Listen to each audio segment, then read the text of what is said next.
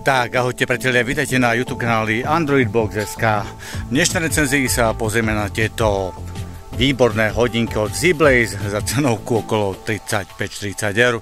So stavaným GPS, dvojpásmový GPS, AMOLED display, stavaný mikrofón, reproduktor, celkom zaujímavé hodinky za výbornú cenu. Ja si idem teraz porovnať presnosť. Mám takú jednu trať, po ktorej rád behám. Má presne 10 km, tak ja to porovnám s hodinkami od Huawei. No a uvidíme, 32 stupňov, myslím si, že to bude dobrý test. Tak ideme na to.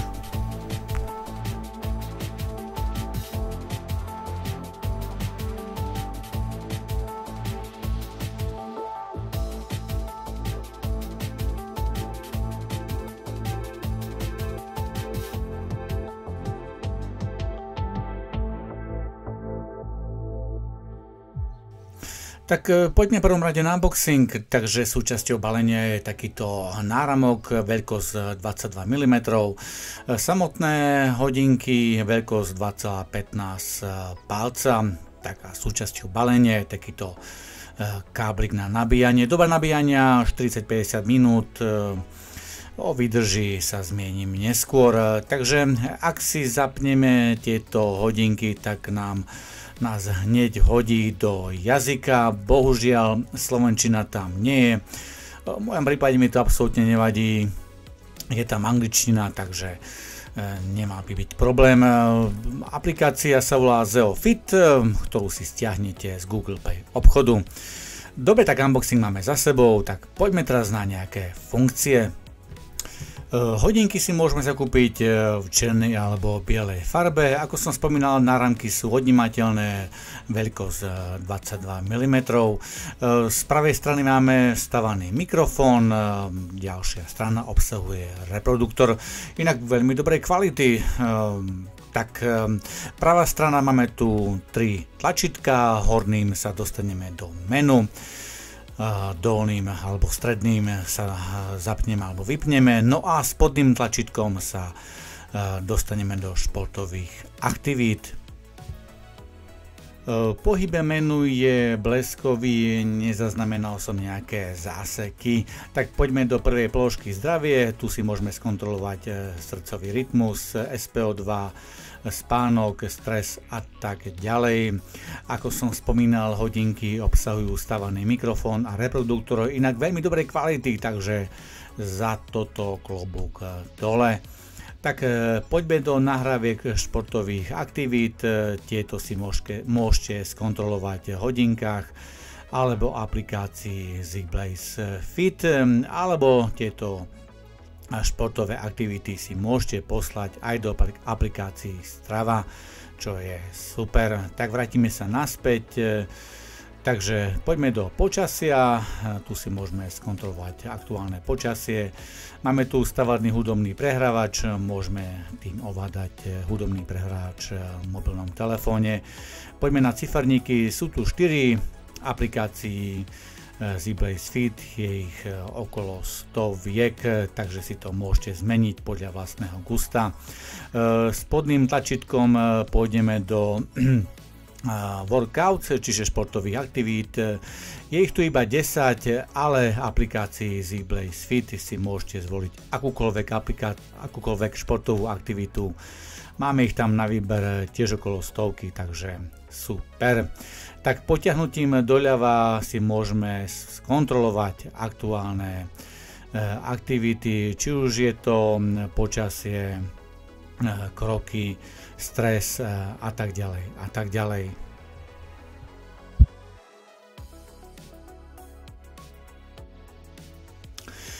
Potiahnutím z vrchu sa dostaneme do notifikácií, ktoré si môžete zvoliť. Ja som si zvolil správy z Messengeru, no a samozrejme bankové operácie. Čo je výhodou je, že všetky notifikácie podporujú diakritiku, okrem smajlíkov, takže dúfam, že vám to nebude vadiť.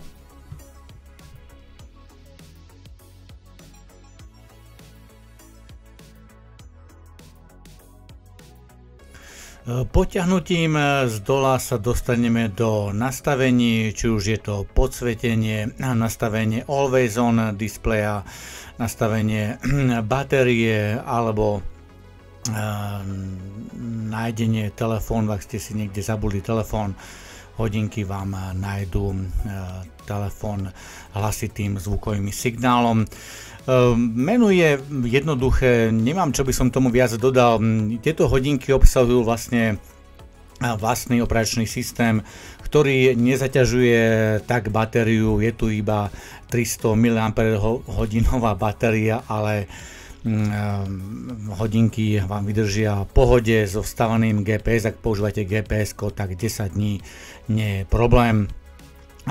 Ak si vypnete Always On display alebo si vypnete automatické športové aktivity, tak sa táto výdrž predĺží o 2-3 dní.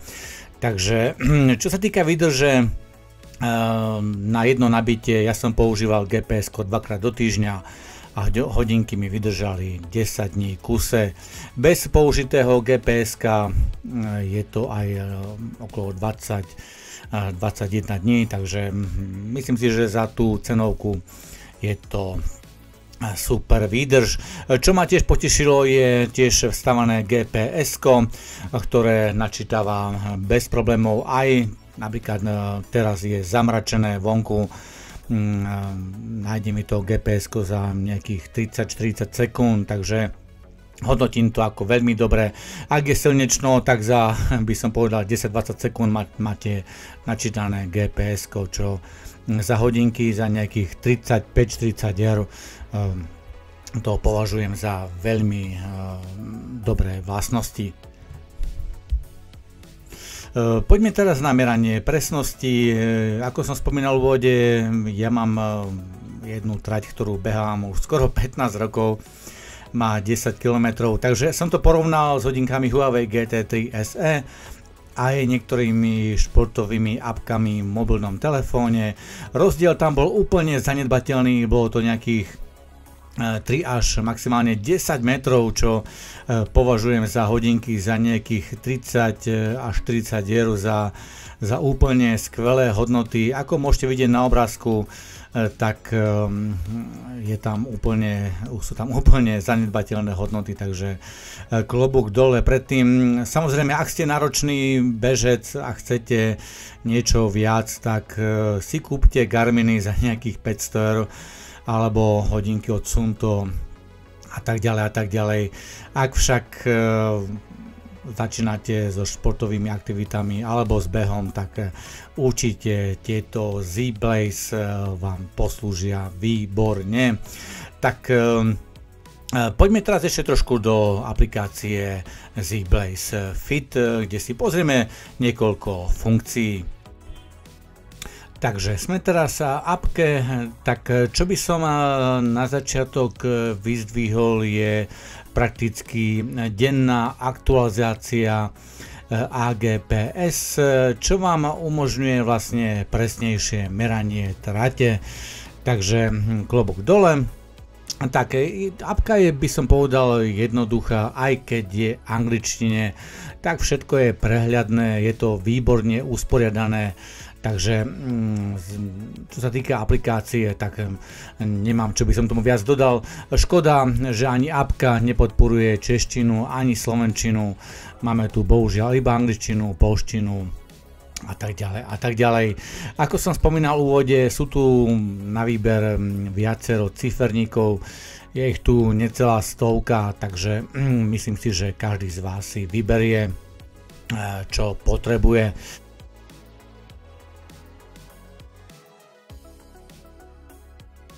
Hodinky majú 10 športových aktivít. Ak si to chcem zmeniť, tak priradenie novej športovej aktivity je veľmi jednoduché. Vlastne si vymažem aktivitu, ktorú tam nechcem, no a pridám si novú, napríklad ako v našom prípade. Je tam na výber vyše 100 športových aktivít, verím, že si vyberiete, takže v tomto prípade nie je problém.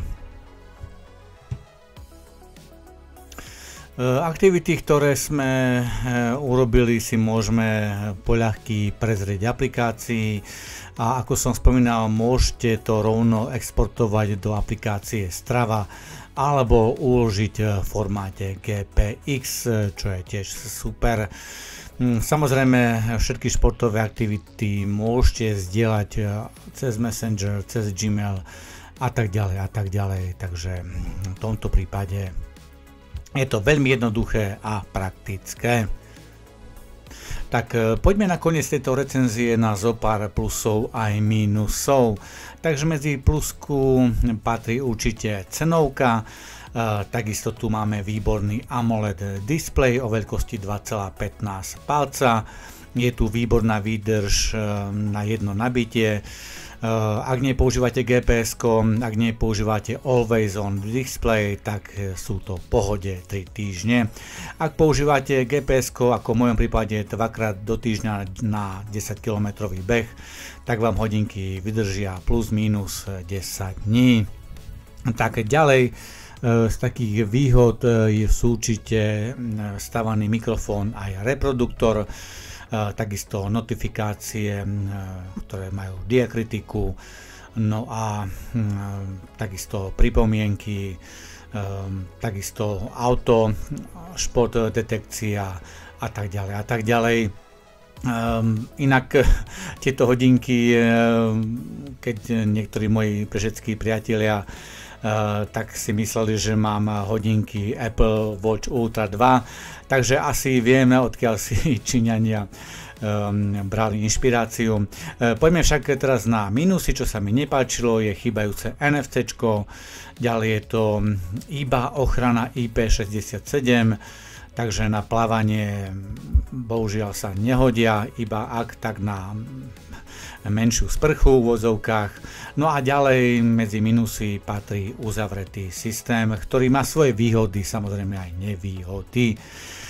Úprimne záleží na tom, akou optikou sa budem dívať na tieto hodinky.